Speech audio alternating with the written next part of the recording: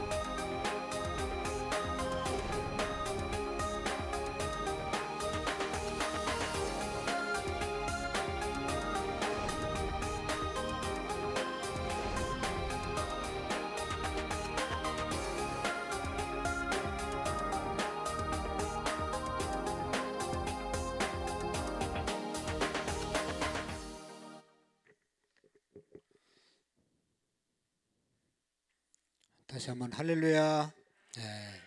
그래서 성경을 쫙 요약하면 제일 중요한 말씀이 하나님이 어떤 분인지를 알려주고 있습니다. 이 성경의 모든 내용은 하나님이 하신 역사, 하나님이 어떤 분인지를 잘 알려주고 있어요. 그래서 하나님이 어떤 분인지 여러분 한마디로 말하라고 하면 하나님은 사랑의 하나님이십니다. 그래서 교회는, 기독교의 핵심 가치는 사랑입니다. 그래서 우리가 서로 사랑하자고 말하고, 하나님이 우리를 사랑한 것 같이 너희도 서로 사랑하라고 말하고, 교회는 사랑의 공동체가 교회입니다. 그래서 여기 보시면 하나님은 보여주세요. 하나님은 우리를 사랑하시고 우리를 향한 계획을 갖고 계신다 하는 것입니다. 그래서 여러분, 하나님은 우리를 사랑하시는 분이시고 하나님은 우리를 위해서 놀라운 계획을 갖고 계시는 분이십니다. 근데 하나님의 사랑을 여러분 깨닫습니까? 하나님이 사랑이시다, 하나님은 우리를 사랑한다, 그렇게 말하는데 정말로 하나님이 우리를 사랑하시는지 대해서 믿음이 없죠. 하나님의 사랑을 깨달은 사람은요, 경험한 사람들은 놀라운 변화가 일어납니다. 세상 살기 싫어서 힘들어서 죽으려는 사람이 교회 와서 예수님 만나고 하나님의 사랑 깨닫고 새롭게 살아가는 사람들이 얼마나 많은지 모릅니다. 가정이 위기를 맞이했을 때 교회 와서 하나님 만나고 하나님이 나를 사랑하는구나, 이거 깨닫고 놀라운 변화가 일어난 가정들이 얼마나 많은지 모릅니다. 여러분 생각해 보면 인생이, 사람들이 왜 문제를 일으키냐, 심리적으로 가만히 보면 누구에게도 자기가 사랑을 받고 있다고 생각하지 못하기 때문에, 나는 사랑받지 못하는 인생이라고 생각하면 문제를 일으키는 거예요. 여러분, 애들이 오줌 싸고 애들이 문제를 일으키는, 부모님의 관심 가지려고 그런다잖아요. 그러니까 우리의 인생도 여러분, 누구도 나를 사랑해 주지 않고 나는 풀어진 인생이다 그렇게 생각하는 사람은 하나님의 사랑을 깨달으면요, 삶의 의미를 다시 발견하고 새롭게 일어나는 삶을 살아가게 되는 것을 볼 수 있습니다. 그러니까 하나님은 우리를 사랑하십니다. 우리는 다 하나님의 사랑을 깨달았기 때문에, 경험했기 때문에 하나님 앞에 나와서 예배드리고 하나님을 위해서 헌신하고 하나님 앞에서 헌금을 드리고 하는 것이죠. 하나님이 얼마나 우리를 사랑하시는지. 하나님 사랑한다고 그러는데 여러분, 하나님의 사랑의 증거는 너무 분명하게 우리에게 보여주셨어요. 교회에 오면 뭐가 있어요? 교회를 보면 뭐가 보입니까? 십자가가 보이는 거예요. 십자가. 저 십자가는 하나님이 우리 인간을 사랑한 표시예요. 앞에도 있고 뒤에도 있고 교회 지붕에도 있고, 기독교인들은 십자가를 만들어서 목걸이도 해서 다니고 배지를 만들어서 붙여서 다니기도 하고, 온갖 곳에 십자가를 가지고 다니는 것은 그 십자가가 하나님이 우리를 사랑한 표현인 것입니다. 여러분, 하나님의 사랑, 그것은 어떤 사랑입니까? 오늘 요한복음 3장 16절의 말씀에 보면 우리가 함께 읽으셨죠? 성경의 제일 중요한 말씀이 하나님이 우리를 사랑하셨는데, 그 사랑은 하나님이 세상을 이처럼 사랑하사 독생자, 하나님의 하나밖에 없는 아들 예수님을 이 땅에 우리에게 보내주시고 그를 믿는 자마다 영생을 얻게 하려 하심이라. 이것이 하나님의 사랑입니다. 여러분, 하나님의 사랑을 깨닫는, 느끼는, 체험하는 그런 은혜가 있기를 축복합니다. 하나님이, 여러분, 세상에 아무리 내가 사랑하는 사람이 있다 하더라도, 귀한 것이 있다 하더라도 자기 가족, 자기 자식을 내어주는 사람이 세상에 어디 있겠어요? 그러나 하나님은 우리 인류를, 저와 여러분들을 구원하기 위해서 자기 아들을 우리를 위해서 보내주셨다는 것입니다. 이보다 더 큰 사랑이 없는 줄로 압니다. 여러분, 하나님은 우리를 이렇게 사랑할 뿐만 아니라 우리를 위해서 놀라운 계획을 갖고 계십니다. 하나님이 이 땅에 우리를 보내실 때 다 하나님의 계획이시 이 땅에 태어났어요. 일찍이 하나님의 계획을 깨달은 사람은 하나님의 계획을 깨닫고 하나님의 계획대로 살아서 정말로 풍성한 삶, 은혜로운 삶, 복된 삶을 살지만, 하나님이 나를 왜 보내셨는지 모르면 계속 힘든 것이죠. 그래서 우리 자녀들에게 여러분, 신앙교육은 첫 번째 제일 중요한 것이 뭔가 하면 하나님이 너를 이 땅에 보내셨다. 우리 자녀들에게 하나님이 너를 이 땅에 보내셨다고 가르쳐야 하나님께서 왜 나를 보내셨는지 그 깨닫는 순간, 사명을 깨닫는 순간 의미 있는 삶, 뜻 있는 삶, 복된 삶을 살아갈 수 있는 것입니다. 내가 왜 사는지 모르고 살아가면 얼마나 불행하겠어요. 하나님이 나를 이 땅에 보내신 계획이 있구나, 그 계획을 깨달으면 너무나 복된 인생을 사는 것이죠. 하나님이 우리를 이 땅에 보내신 계획은 다른 데 있는 것이 아니라, 저기 보시면 요한복음 10장 10절에 내가 온 것은 양으로 생명을 얻게 하고 더 풍성히 얻게 하려 하심이라. 하나님 안에서 여러분 풍성한 삶을 누리라고 우리를 부르신 것이죠. 그래서 여러분 하나님의 사랑, 하나님의 계획을 깨닫고 살아가면, 여러분 하나님이 이 땅에 우리를 보내실 때 불행하게 살으라고 보내셨겠어요? 불평하고 원망하고 짜증스럽고 싸움하고 미움하고 그렇게 살으라고 보내셨겠습니까? 하나님은 우리를 풍성한 삶, 이 땅에서 살 뿐만 아니라 죽어서 영원한 생명, 하나님 나라 가라고 우리를 부르신 것이죠. 계획해 놓으셨어요. 그런데 사람들이 왜 이런 계획을, 하나님의 사랑을 느끼지 못합니까? 제일 중요한 두 번째 원리가, 첫 번째 원리는 하나님이 우리를 이렇게 사랑하시고 우리를 향한 놀라운 계획을 갖고 계시는데, 두 번째 우리가 꼭 성경에 보면 깨달아야 될 진리가 이 죄. 왜 하나님의 사랑과 은혜를 깨닫지 못하는가? 사람들이 왜 하나님의 놀라운 계획을 알지 못합니까? 많은 사람들이 이 풍성한 삶을 살지 못하고 있는 이유에 대해서 성경은 이렇게 분명하게 말씀하고 있어요. 그 내용이 왜 하나님의 사랑과 계획을 못 느끼고 불행하게 살아가냐? 뭐 때문에? 사람은 죄에 빠져서 하나님으로부터 끊어졌기 때문에, 그래서 하나님의 사랑, 하나님의 계획, 하나님의 은혜, 하나님의 축복을 모르고 살아간다는 것입니다. 여러분, 우리가 제일 예수 믿는 사람들이 안 해야 되고 멀리 해야 되고 해야 되는, 무수해야 되는 것이 뭔가 아시죠? 죄입니다. 죄는요 암세포와 똑같은 거예요. 암세포가 우리의 몸에 자리하면 좋은 세포를 다 잡아먹어서 기운이 쇠해서 세상을 떠나는 것입니다. 죄가 우리의 마음 속에 들어오면, 죄가 우리의 가정 속에 들어오면, 죄가 교회 안에 들어오면, 죄가 나라 안에 들어오면 다 그 공동체는 망하는 거예요. 그렇게 사랑하고 그렇게 사랑했던 남녀가 만나서 행복한 가정을 살다가 언제 망가집니까? 가정 안에 죄가 들어오면, 부부간에 죄가 들어오면 그 부부는 함께 살 수가 없어요. 불신하는 죄, 정말로 우리 남편과 아내가 해서는 안 될 부정을 저지르면 그 죄 때문에 함께 살 수가 없습니다. 여러분, 우리의 가정에 또 우리의 공동체 안에 죄가 있으면요 그 죄 때문에 망하는 겁니다. 성경은 말씀하고 있죠. 욕심이 잉태한 즉 죄를 낳고 죄가 장성한 즉 사망을 낳느니라.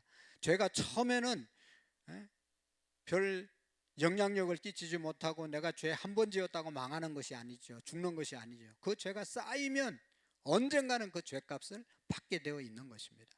그래서 하나님의 사랑과 계획을 알지 못하고 누리지 못하고 사는 것입니다. 여러분, 본래 사람은 하나님과 연결되어서 함께 살 수 있도록, 교제하며 살 수 있도록 만들었어요. 그런데 어떻게 됐습니까? 인간들이 아까 얘기했던 것처럼 하나님의 말씀 어기고 죄를 지었습니다. 모든 사람이 죄를 범하였으며 하나님의 영광에 이르지 못하였어요. 여러분, 오늘날도 모든 사람이 죄인임을 성경은 말씀하고 있습니다. 그래서 사람은 저기 보시면 하나님과 교제하여 살 수 있도록 창조되었지만 그 죄 때문에 하나님과의 관계가 깨어지게 되었다는 것입니다. 본래 사람은 하나님과 연결되어 있었지만 모든 사람이 죄를 범하여서 하나님과 관계가 끊어지게 되었습니다. 그런데 저기 사람이 자기 마음대로 살기로 했기 때문에 마침내 하나님과 사귐이 끊어지고 말았다. 이것이 죄의 결과인 것입니다. 그래서 여러분, 본래 사람은 하나님과 함께 교제하면서 에덴 동산에서 행복하게 살 수 있도록 만들어 주신 것입니다. 그런데 저기 보면 사람은 하나님께 반항하거나 무관심하게 되는데, 이것이 성경이 말하는 죄다. 죄를 짓고 난 다음부터는 하나님에 대해서 관심이 없습니다. 하나님에 대해서 적극적으로 반항을 하게 되죠. 여러분, 하나님을 가까이 하고 하나님을 믿으면요 절대로 여러분 죄를 짓지 않습니다. 교회 다닌다고 죄를 안 짓는 게 아니라 하나님이 함께 하심을 못 믿으면 죄를 짓는 겁니다. 교회 아무리 다녀도 하나님이 나와 함께 하심을 믿지 못하면 여러분 죄를 지면서 내 마음대로 살 수밖에 없죠. 그러나 하나님이 나와 함께 하시고 하나님과 연결되어 있으면 죄를 이길 수 있는 것입니다. 여러분, 본래 사람은 하나님과 연결되어 있었잖아요. 그런데 죄를 짐으로 그 관계가 끊어지게 된 것입니다. 저기 보시면 죄가 뭐냐? 성경이 말하는 죄의 대가는 죽음이라고 그랬는데, 저기에서 말하는 죽음은요, 우리가 목숨이 생명이 끊어지는 것이 아니라 영적으로 하나님과의 관계가 끊어지는 것을 성경은 죽음이라고 말하고 있습니다. 물론 육신적으로 우리가 죽는 것도 죽음이지만 영적으로 하나님으로부터 떠나 있는 상태가 죽은 것입니다. 여기 꽃꽂이가 있지만 이 꽃이 살은 것입니까? 죽은 겁니까? 원 가지에서 잘라진 것은 언젠가는 이게 조금 지나면 말라 죽는 것이죠. 붙어 있어야 계속 사는 것처럼 우리 인생이 하나님과의 관계에서 끊어지면 지금 육신은 살아있지만 영적으로 죽은 겁니다. 그래서 이 생명 떠나면 영원한 지옥으로 갈 수밖에 없는 그런 존재가 되는 것이죠. 그래서 여러분, 하나님과 이게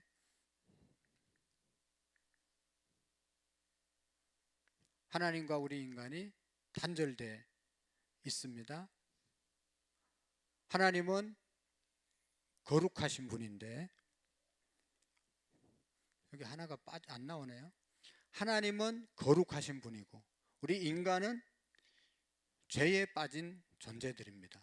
그래서 하나님께, 거룩하신 하나님께 우리가 나가기 위해서 사람들이 철학을 공부하고, 그 다음에 여기 보면 사람들이 어떻게 하면 거룩하신 하나님께 도달할 수 있는가 노력하기 위해서 선한 일을 하고, 또 많은 종교를 우리가 찾고 두드립니다. 그래도 우리의 노력으로는 하나님께, 거룩한 하나님께 나갈 수가 없는 것이죠. 여러분, 하나님은 거룩하신 분이기 때문에 우리가 죄에 빠진 인간들은 하나님께 도달할 수가 없습니다. 그래서 다음 이제 세 번째 지금 주제에서 하나님께 나갈 수 있는 길을 알려주고 있습니다. 그것이 성경의 핵심입니다. 어떻게 하나님의 계획과 하나님의 사랑을 우리가 제대로 깨닫고 누리고 살아갈 수 있는가? 그것은 예수 그리스도만 사람의 죄를 해결할 수 있는 하나님이 유일한 방법으로 우리에게 제시해 주셨어요. 그래서 예수님을 믿음으로 인해서 우리가 하나님의 자녀로 세워지게 되고 하나님과 관계, 거룩한 하나님께 죄에 빠진 우리 인간들이 나갈 수 있는 길이 예수님을 통해서 갈 수 있게 만들어 놓으신 것입니다. 그래서 예수님을 통해서만, 예수님을 믿음으로서만 하나님께 나갈 수 있는 것입니다. 그래서 우리 이제 기독교, 이것이 예수교, 영어로는 지저스, 우리나라는 예수님, 중국에 들어가면서는 기독교로 바뀐 겁니다. 그래서 기독교는 예수교, 예수님을 믿는 종교예요. 그 예수님이 어떤 분으로 우리가 믿어져야 되는가 하면 거룩하신 하나님께 죄에 빠진 인간이 나아갈 수 있는 길을 열어주신 분이 예수님이십니다. 할렐루야. 그래서 우리가 기독교라고 말하는 것입니다. 왜 예수님께서 우리의 구원주가 되셨는가? 하나님과 우리를 위해서 그 길을 열어주시는 분이 되셨는가? 바로 예수님은요, 우리를 위해서 죽으셨습니다. 특별히 우리의 죄를 해결해 주시기 위해서 예수님이 죽으셨기 때문입니다. 저기 보시면 우리가 아직 죄인 되었을 때 그리스도께서 우리를 위해서 죽으심으로 하나님에 대한 자기의 사랑을 확정하셨다. 예수님의 죽으심은 우리의 죄 때문에 예수님이 십자가에서 피 흘리심으로 죄값을 지불하기 위해서 예수님이 죽으셨다는 것이죠. 그러니까 얼마나 여러분 감사한 일입니까? 내가 죄값으로 죽어야 되는데 예수님께서 우리의 죄를 대신해서 십자가에서 죽으신 것입니다. 그래서 예수님이 우리의 구원자가 되신 것이죠. 누가 우리를 위해서 여러분 죽을 수 있겠어요? 예수님만이 우리를 위해서 십자가에서 죽으셨다는 것이죠. 뿐만 아니라 여러분, 더 중요한 교리가 있는데, 그것은 예수님께서 우리를 위해서 또 다시 살아나셨습니다. 예수님이 십자가에서 죽으셨을 뿐만 아니라 다시 살아나셨다. 저기 고린도전서 15장 3절에서 6절까지 내용인데요. 고린도전서 15장은 부활을 알려주시는 그런 부활장인데, 예수님이 우리를 위해서 죽으셨을 뿐만 아니라 예수님은 우리를 위해서 성경의 말씀대로 우리 죄를 위해서 죽으시고 무덤에 3일 계시다가 다시 살아나셨습니다. 살아나셔서 베드로, 예수님의 수제자 베드로, 예수님의 12제자들, 또 예수님을 따르는 많은 500여 형제들이 모인 곳에 일시에 나타나신 분이 예수님이십니다. 그래서 예수님은 살아났다고 제자들에게만 보여주신 것이 아니라 많은 사람들에게 보여주시고 40일 동안 부활하신 예수님께서 제자들과 함께 사역을 하셨던 것을 볼 수가 있습니다. 그래서 예수님은 우리를 위해서 죽으셨을 뿐만 아니라 부활하신 분이시다. 그 부활로 인해서 우리가 영생을 얻게 된 것이죠. 그래서 예수님의 부활, 예수님의 죽음을 우리가 믿는 것이죠. 그래서 예수 그리스도만이 하나님과 연결되는 유일한 길이 되셨습니다. 예수님께서 나는 길이요 진리요 생명이니 나로 말미암지 않고는 하나님 아버지께로 올 자가 없다. 예수님이 길이 되어 주셨습니다. 거룩하신 하나님과 죄에 빠진 우리 인간 사이에 길이 되어 주신 분이 우리 예수님이십니다. 그래서 죄에 빠진 인간은 뭐 철학이나 윤리 도덕적으로 선행으로 어떤 종교를 믿어서 거룩하신 하나님께 도달할 수 있는 것이 아니라 예수 그리스도를 통해서만 하나님께 도달할 수 있는 것입니다. 그래서 기독교는 뭐 하는 종교냐? 저 예수님을 붙잡는 종교고 예수님을 믿는 종교가 기독교임을 믿으시기를 바랍니다. 여러분 생각해 보세요. 거룩하신 하나님, 죄에 빠진 인간, 거룩한 사람과 죄인과 함께 할 수가 없어요. 오늘도 여러분 오실 때 얼마나 이렇게 깨끗하게 예쁘게 다 해서 오셨잖아요. 근데 내 옆에 그냥 온갖 오물을 묻혀서 오신 분이 있으면 다 피할걸요 아마도. 더러운 사람과 함께 하고 싶은 사람은 아무도 없어요. 하나님은 거룩하신 분인데 죄에 빠진 우리들이 어떻게 하나님께 나갈 수 있겠어요? 이 죄의 문제를 해결해야만 하나님께 나갈 수 있는 거거든요. 그 죄의 문제를 내가 해결할 수 있는 것이 아니라 하나님께서 예수님 믿으면 해결해 주신다고 길을 열어주신 것이 바로 기독교인 것입니다. 그러니까 얼마나 놀라운 것입니까? 이 내용들이 일원리, 하나님은 당신을 사랑하고 당신을 위한 놀라운 계획을 가지고 계시는 것이고, 두 번째는 모든 인간은 죄에 빠졌기 때문에 하나님의 계획과 하나님의 사랑을 받을 수가 없고, 세 번째 중요한 것은 이 문제를 해결할 수 있는 길은 예수님을 믿는 길밖에 없다. 예수님이야말로 죄에 빠진 우리 인간을 거룩하신 하나님께 나갈 수 있는 길을 열어주셨다. 그래서 우리가 날마다 예수님의 이름을 찾는 것이죠. 그런데 여러분, 이것은 하나의 지식으로만 알고 끝나면 아무런 의미가 없는 것이죠. 기독교는 이런 것이다, 이런 것을 믿는 것이라고 하더라, 그렇게 알고만 돌아가시면 아무런 의미가 없습니다. 우리가 불교를 알죠? 안 믿으면 아무런 의미가 없는 것처럼 기독교의 진리를 아무리 알아도 내가 그것을 내 것으로 믿지 않으면 저기 아는 것만으로는 충분하지 않다. 어떻게 해야 되냐? 가장 중요한 것이 이 네 번째 원리죠. 한번 읽어보실까요? 시작. 우리는 개인적으로 예수 그리스도를 나의 구원자, 나의 하나님으로 맞아들여야 합니다.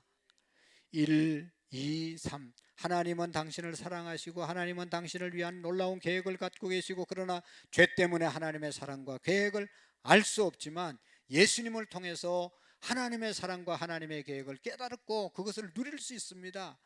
거기에서 그치면 별 의미가 없다는 것이죠. 중요한 것은 그 예수님을 나의 구원주로, 나의 하나님으로 마음속에 받아들이는 그런 시간이 되어야 할 줄로 믿습니다. 저 보세요 여러분, 우리가 그를 받아들이지 못하는 이유가 뭡니까? 또 그를 받아들여야 되는 이유가 뭡니까? 예수님을 마음속에 받아들이면 어떤 역사가 있는가?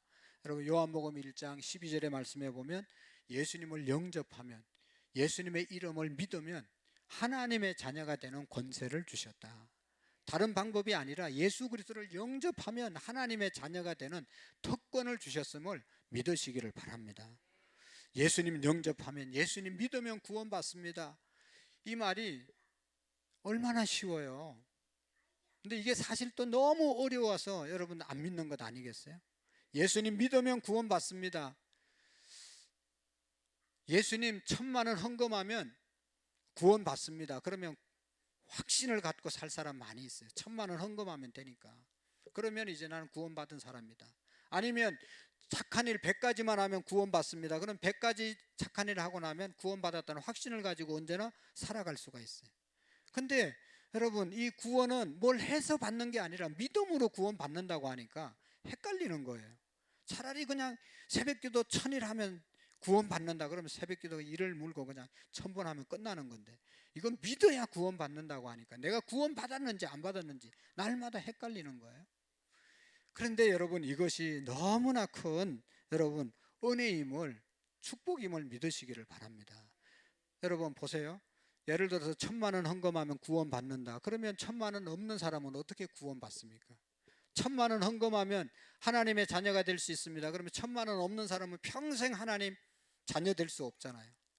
그런데 있는 사람이나 없는 사람이나 또 배운 사람만, 박사학위 받은 사람만, 대학 나온 사람만 예수님 믿고 구원받을 수 있다고 그러면 대학 못 나온 사람은 어떻게 구원받을 수 있어요?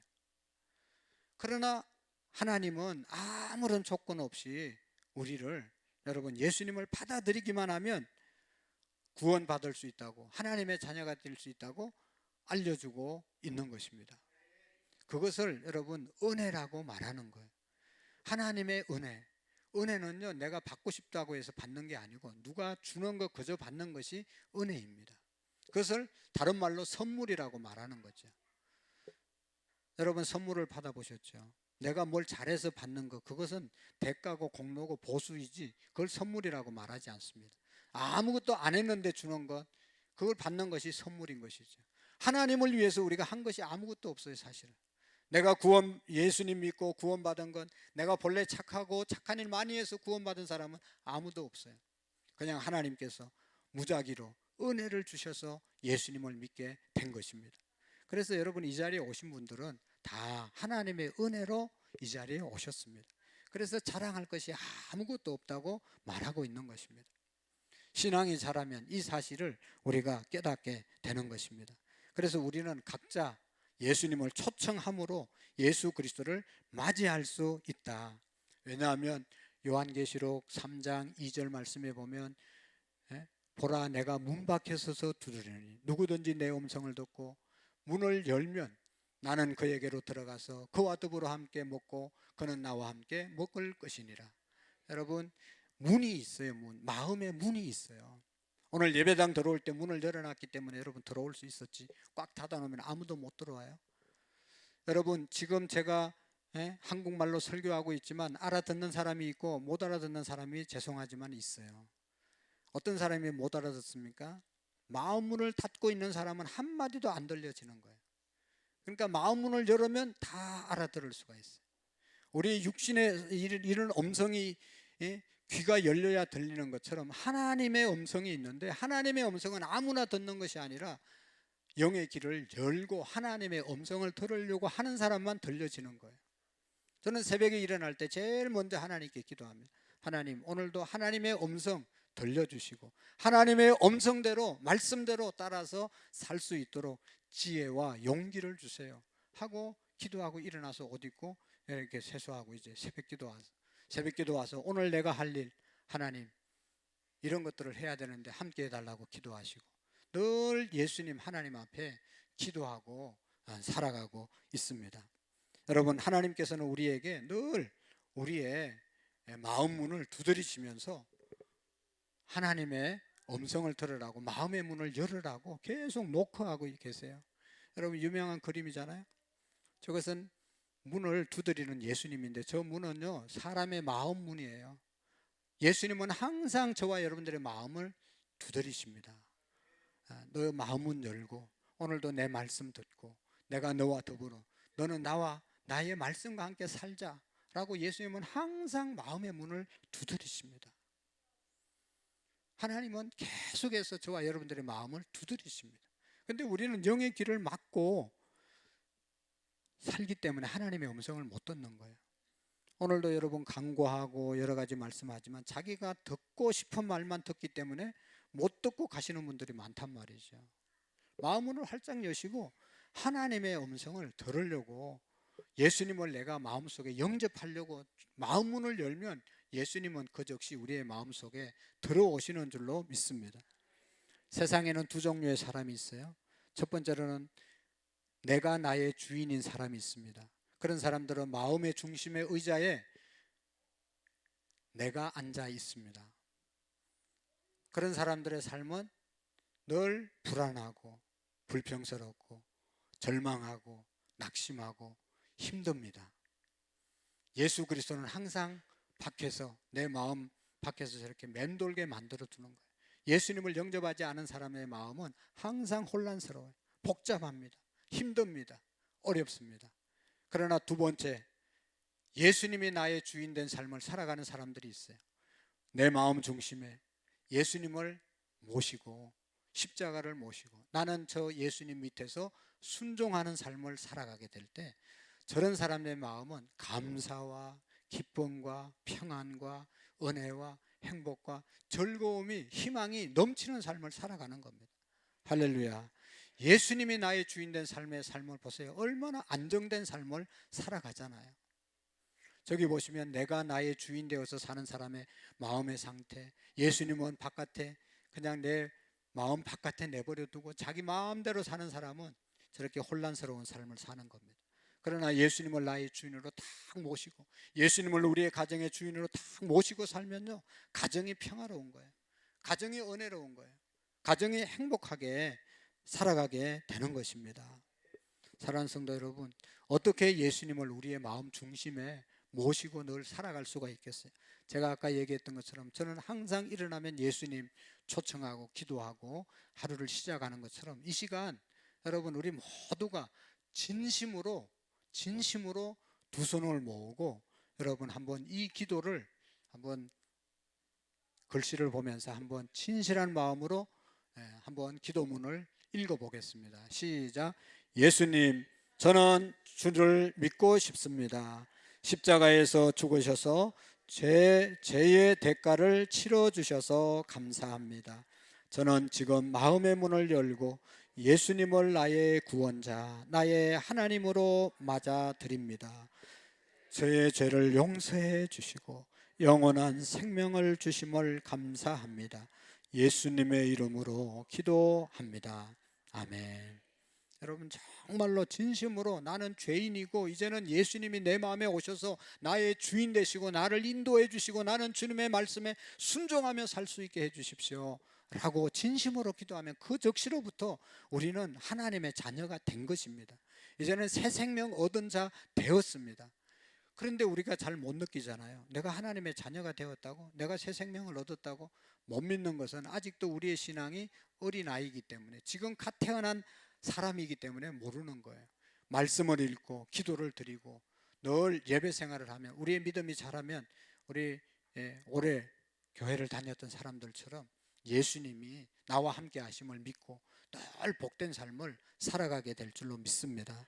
이 시간 여러분, 우리가 여러분들을 초대하고 또 우리 모두가 늘 1년에 한두 번씩은 꼭 이 말씀 기억하면서 내가 정말로 예수님 안에 있는가, 예수님이 내 안에 계시는지, 종교적인 생활이 아니라 정말로 예수님과 함께하는, 예수님을 모시고 예수님이 나의 주인 된 삶, 나는 예수님의 종의 삶을 살아가는 저와 여러분들이 되시기를 바랍니다. 하나님은 우리 모두를 사랑하십니다. 하나님은 우리 모두를 사랑하십니다. 그 사랑, 그 계획, 그 은혜를 얻기 위해서는 우리의 죄를 예수님이 십자가에서 해결해 주셨음을 믿을 때 우리는 그 하나님의 사랑과 은혜를 누리며 살아가는 자들이 되어질 줄로 믿습니다. 마지막으로 영상, 하나님이 우리를 얼마나 사랑하시는지 잠시 보시고 우리 찬송 드리면서 준비하신 예물 하나님께 올리겠습니다.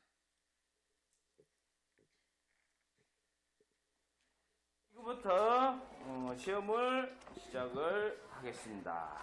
자, 넘겨 시작. 끝까지 1번부터 45까지 최선을 다해서 주시도록 합니다.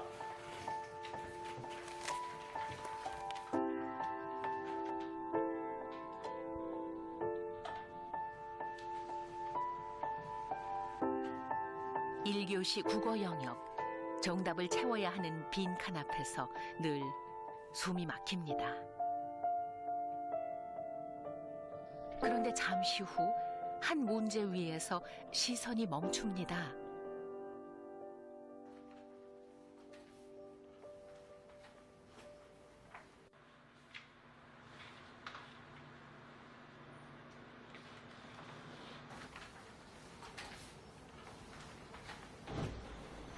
시험지에 무슨 일이 일어난 걸까요?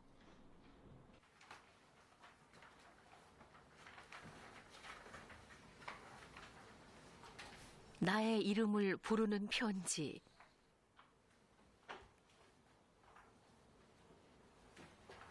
엄마 아빠가 시험지로 응원의 편지를 보냈습니다.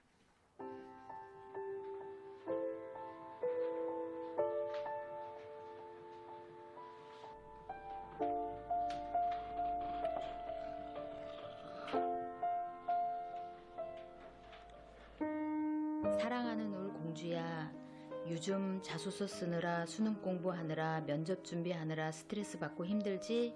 아들 민성아, 언전에 불러봐도 든든한 아들이구나. 쑥스럽지만 아들에게 조금이나마 힘이 돼줄까 싶어 아빠가 편을 들었다.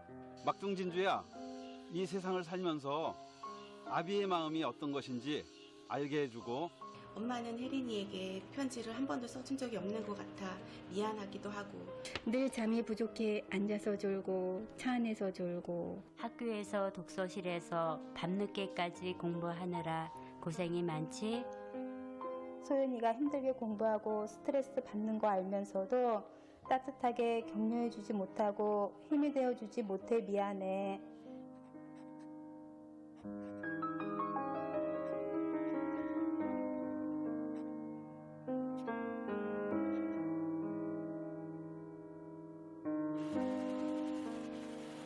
부모님의 편지 한 통 한 통이 시험지에 찍혔습니다.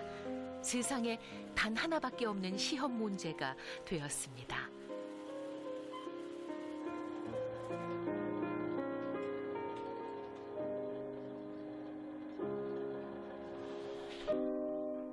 서로 다른 시험지를 받은 우리들.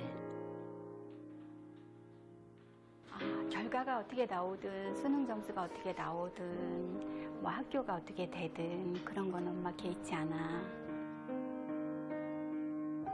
지금은 인생에서 가장 힘든 시기를 겪고 있는 이 순간 너무 부담 갖지 말고 불안해하지도 초조해하지도 마라. 공부하다 녹초가 돼 새벽녘에 돌아오면 얼마나 외로웠을까 싶어 마음이 짠하고, 믿는다 아들. 열심히 했으니까 후회는 절대 하지 마라. 아들 고맙다. 아빠의 아들이 되어줘서. 사랑한다 아들.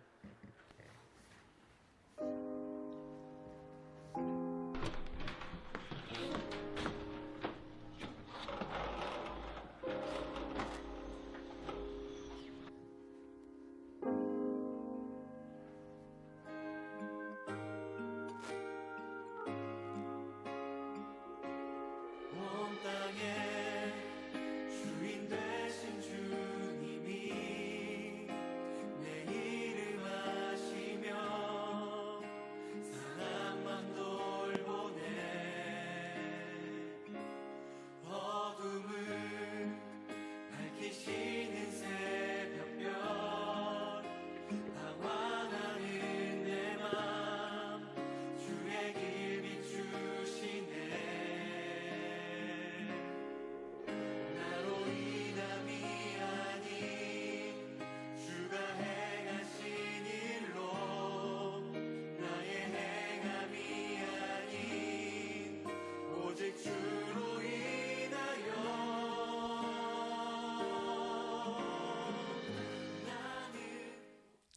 하나님의 사랑 우리가 다시 한번 느끼는 시간 되시기를 바라고, 우리 주 하나님 독생자 예수 힘차게 박수치면서 신앙의 고백으로 우리를 구원하신 하나님 찬양하시겠습니다.